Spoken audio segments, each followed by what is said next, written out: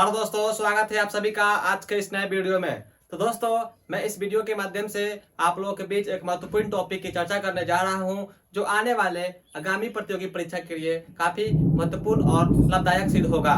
ठीक है दोस्तों, तो मैं आपको बता दूं कि आज का आपका टॉपिक है विश्व की प्रमुख वनस्पतियां। तो दोस्तों, इस टॉपिक के माध्यम से हम यह देखेंगे कि भिन्न भिन्न स्थानों पर जो वनस्पतियां पाई जाती है वह क्या होती है और उन स्थान को हम क्या कहते हैं। ठीक है दोस्तों, यानी कि वह वनस्पतियां कौन सी होती है और उस स्थान पर जो यह वनस्पतियां पाई जाती है उस स्थान को हम क्या कहते हैं। तो चलिए देखते हैं। ठीक है दोस्तों, तो पहला आपका है हाइड्रोफाइट। क्या दोस्तों? हाइड्रोफाइट। आपको बोलने में भी लग रहा होगा हाइड्रो, यानी कि HYDRO, हाइड्रो यानी कि जल, यानी कि जल प्लावित क्षेत्रों वाला पौधा, यानी कि वैसे पौधे जो हमेशा जल में मतलब कि उगते हैं और वह जल पे मतलब तैरते रहते हैं, तो वैसे पौधे को हम क्या कहते हैं? तो हाइड्रोफाइट। क्या? हाइड्रोफाइट। तो इस प्रकार के जो पौधे होते हैं, वनस्पतियां होती हैं, तो उनका उदाहरण हम देखेंगे। तो आपको जैसे कमल हो गया, कमल का फूल जनरली आप लोग देखे होंगे, तो वह कीचड़ युक्त जगह पे मतलब उगते हैं, जमते हैं। ठीक है। फिर देखते हैं जलकुंभी। आप नदियों तालाबों में देखे होंगे कि जलकुंभी का जो पौधा होता है हमेशा पानी में ही उगता है। मनी प्लांट भी देखते हैं। तो ये सब पौधे जो होते हैं तो क्या होते हैं? हाइड्रोफाइट। क्या दोस्तों? हाइड्रोफाइट। यह आपके लिए काफी महत्वपूर्ण है। मैं जितना भी आपको आज इस वीडियो के माध्यम से जो तथ्य बताऊंगा, आपके बीच चर्चा करूंगा, वह काफी लाभदायक सिद्ध होगा और आपके लिए काफी महत्वपूर्ण भी है। ठीक है दोस्तों, अब देखते हैं क्या। तो सेकंड है आपका जीरोफाइट। क्या? जीरोफाइट। जीरोफाइट में क्या देखेंगे कि उष्णकटिबंधीय मरुस्थलीय क्षेत्रों वाला पौधा, यानी कहने का अर्थ है क्या कि उष्णकटिबंधीय मतलब वहां पे कैसा मौसम होगा? तो थोड़ा गर्म होगा, गर्म स्थान होगा। और किस कहाँ पे? तो मरुस्थलीय। मरुस्थलीय कहने का अर्थ है जैसे रेगिस्तान क्षेत्र जो होता है ना, जैसे कि जहाँ पे बालू उलू पाया जाता है, वहां पे वर्षा कम होती है, वैसे वैसे क्षेत्र को रेगिस्तान क्षेत्र या मरुस्थलीय क्षेत्र कहा जाता है। तो वैसे वैसे जगह को हम क्या बोलेंगे? जहाँ पे इस प्रकार की वनस्पतियां पाई जाएगी, तो उस स्थान को हम क्या बोलेंगे? तो जेरोफाइट। क्या बोलेंगे? जेरोफाइट। और इसके उदाहरण आप देखेंगे तो कैक्टस, कैक्टस एगेओ। क्या? कैक्टस एगेओ। ये जो जितना भी मैं आपको उदाहरण बताऊंगा वह काफी चर्चित उदाहरण है और प्रीवियस ईयर में यही सब उदाहरण आपसे पूछे जाएंगे। ठीक है। तो कौन है? कैक्टस और एगेओ। ठीक है दोस्तों, और इस क्षेत्र में जो पौधे पाए जाते हैं उनकी तना जो होती है वह कांटेदार होती है। ठीक है दोस्तों, यानी कि उसमें जो पत्ती होता है वो पत्ती नहीं पाया जाता है। पत्ती के तौर पर क्या होता है कि तना जैसा एक कांटेदार उसमें कुछ निकल जाता है। ठीक है। अब देखते हैं क्या? हेलोफाइट। क्या? हेलोफाइट। तो हेलो यानी कि जैसा कि आप लोगों के घर में कोई मेहमान आया या कोई रिश्तेदार आए, तो आप लोग हेलो बोलते हैं और उनको नाश्ता करवाते हैं, नमकीन। ठीक है। तो इस प्रकार से आप याद कर सकते हैं कि हेलोफाइट यानी कि नमकीन मिट्टी या लवणीय मिट्टी। ठीक है दोस्तों, नमकीन मिट्टी या लवणीय मिट्टी क्षेत्रों में जो पौधे पाए जाएंगे, जो वनस्पति पाए जाएंगे, तो वैसे वनस्पति जो पाए गए जिस क्षेत्र में, उस क्षेत्र को हम क्या कहेंगे? हेलोफाइट। क्या कहेंगे? हेलोफाइट। ठीक है। तो इसका अगर उदाहरण आप लोग देखेंगे तो मैंग्रोव, दलिया पौधा, ये सब चीज है इसका उदाहरण है। किसका? तो हेलोफाइट का। अब नेक्स्ट देखते हैं क्या? चौथा हाइग्रोफाइट। हाइग्रो, हाइग्रो से आपको मालूम चल रहा है कि दलदली नमी वाला जगह। ठीक है। दलदली नमी वाला, आर्द्रता वाला।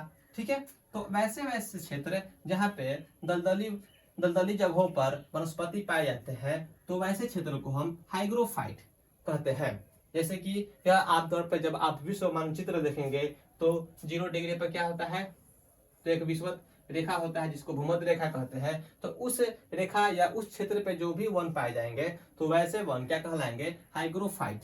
तो वह उनका कुछ उदाहरण है, महत्वपूर्ण उदाहरण है, तो वह देख लेते हैं क्या? तो सिंघारा है, राइजोफोरा है। क्या? सिंघारा और राइजोफोरा।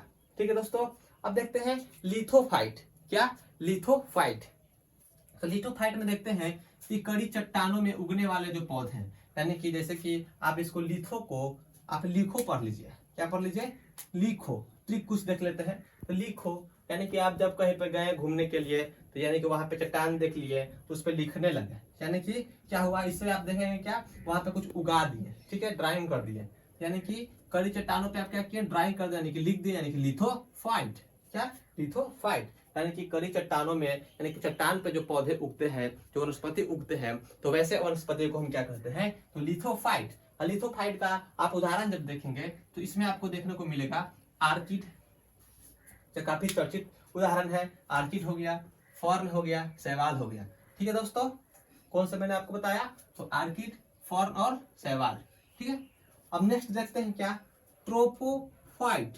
ट्रोपोफाइट, तो ट्रोपोफाइट में आप देखेंगे जैसे कि ट्रोपोफाइट कहने का अर्थ है उष्णकटिबंधीय जलवायु वाला वनस्पति, यानी कि उष्णकटिबंधीय कहने का अर्थ है कि जहाँ पे गर्मी ज्यादा पाया गया।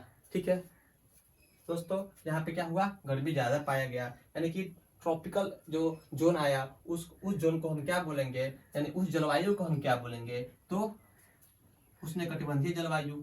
ठीक है दोस्तों, और वहां पे जो पौधे या पेड़ पौधे जो पाए गए तो उस पेड़ पौधे को हम क्या बोलेंगे, यानी कि उस स्थल को क्या बोलेंगे, तो ट्रोपोफाइट। ट्रोपोफाइट, और इस स्थान पे जो पौधे पाए जाते हैं उस पौधे को हम ज्यादातर देखते हैं आप लोग, तो शीशम, रबर, सिरकोना। क्या, शीशम, रबर और सिनकोना। ठीक है दोस्तों, अब देखते हैं क्या, क्रायोफाइट। क्रायोफाइट, यह जो होता है यह जो स्थान है और इस स्थान पे वैसे पौधे पाए जाते हैं जैसे कि टुंड्रा एवं शीत प्रधान क्षेत्र वाले पौधे। ठीक है दोस्तों, टुंड्रा एवं शीत प्रधान वाले क्षेत्र वाले पौधे। तो टुंड्रा और शीत क्षेत्र प्रधान वाले पौधे कहने का अर्थ क्या है कि देखिए, टुंड्रा वैसे क्षेत्र को कहते हैं जहाँ पे ज्यादातर क्या होता है कि ठंडी जगह पाई जाती है, और टुंड्रा कहने का अर्थ होता है क्या, कि बंजर भूमि। क्या दोस्तों, बंजर भूमि। और वहां पे हमेशा क्या होता है कि शीतकालीन मौसम पाया जाता है, एकदम ठंडा रहेगा, सबसे ज्यादा ठंडा रहेगा, और उस जगह पे जो पौधे पाए जाते हैं जैसे कि है लाइकेन, बौनी झाड़िया, काई। ठीक है, कौन कौन से, लाइकेन, बौनी झाड़िया, काई, और यह जो पौधे पाए गए उस स्थान को क्या कहेंगे हम, क्रायोफाइट। क्या कहेंगे, क्रायोफाइट। जैसा कि एक ट्रिक आप देख सकते हैं कि क्रायो मतलब चिल्ला रहा है, क्रायो मतलब होता है ना चिल्लाना। ठीक है, जैसा कि किसी को ठंडा लगा, यानी कि शीत प्रधान क्षेत्र में गया, ठंडे वाले क्षेत्र में गए तो वो एकदम छिटराने लगा, यानी कि उसको चिल्लाने लगा, ठंडा लगा तो क्या हुआ, वहां पे जो पौधे पाए जाएंगे उस पौधे का कहेंगे क्रायोफाइट। क्या कहेंगे, क्रायोफाइट। अब देखते हैं मेसोफाइट। क्या देखते हैं दोस्तों, तो मेसोफाइट। तो मेसोफाइट कहने का अर्थ है शीतोष्ण कटिबंध क्षेत्र वाले पौधे।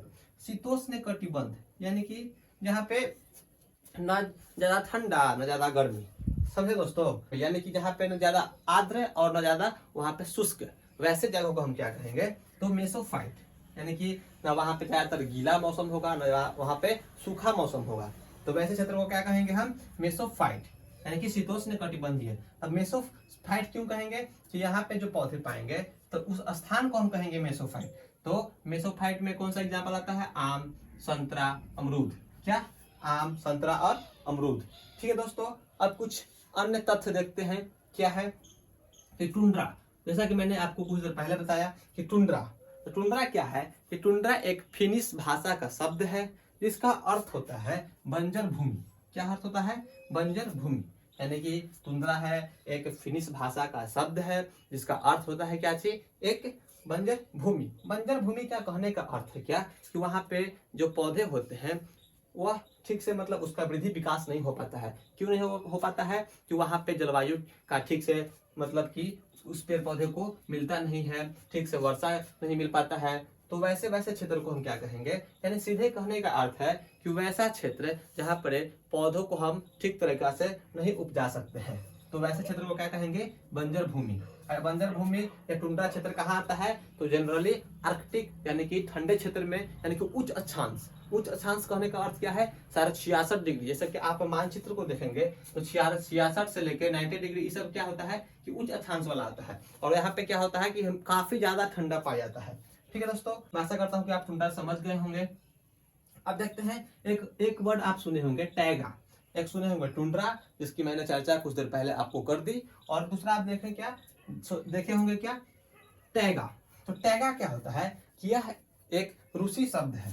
क्या है? एक रूसी शब्द है जिसका प्रयोग साइबेरिया के कोंधारी वनों के लिए, साइबेरिया के कोंधारी वनों के लिए किया जाता है। यानी कि वहां पे जो वृक्ष पाए जाते हैं ना, कोंधारी शंकुआकार पाए जाते हैं। क्या पाए जाते हैं? शंकुआकार कोंधारी। तो उसके लिए ज्यादातर यानी कि रूस के क्षेत्र में, साइबेरिया क्षेत्र है जो रूस के क्षेत्र में आता है, और जैसे कि अलास्का हो गया, ये सब क्षेत्र, उस क्षेत्र को हम क्या बोलेंगे? साइबेरिया क्षेत्र। और वहां पे जो पौधे होते हैं, जो वनस्पति होते हैं, वो कंधारी होते हैं, कोनधारी, ठीक है, शंकुआकार। तो वैसे स्थान को हम क्या बोलेंगे? यानी कि वैसे पौधे को जो यूज करने के लिए शब्द लगाया जाता है, उस शब्द को हम टैगा कहते हैं। क्या कहते हैं? टैगा कहते हैं। तो उसका उदाहरण क्या है? शंकुधारी वर्ण, ठीक है, लार्च, स्प्रूस, चीड़ या देवदार आप देखे होंगे। आप जनरली इस पौधे का सब सामान बनता है, फर्नीचर वर्नीचर का। ठीक है दोस्तों, तो मैं आशा करता हूं कि आप लोगों को मैं जितना यह तथ्य बताया वह आपको आसानी तरीका से समझ में आया होगा। तो दोस्तों मिलते हैं नेक्स्ट वीडियो में एक नए टॉपिक के साथ। अगर आपको ये मेरा वीडियो अच्छा लगा है तो मेरे चैनल को ज़्यादा से ज़्यादा लाइक करें, सब्सक्राइब करें एंड शेयर करें। ठीक है दोस्तों, धन्यवाद, जय हिंद।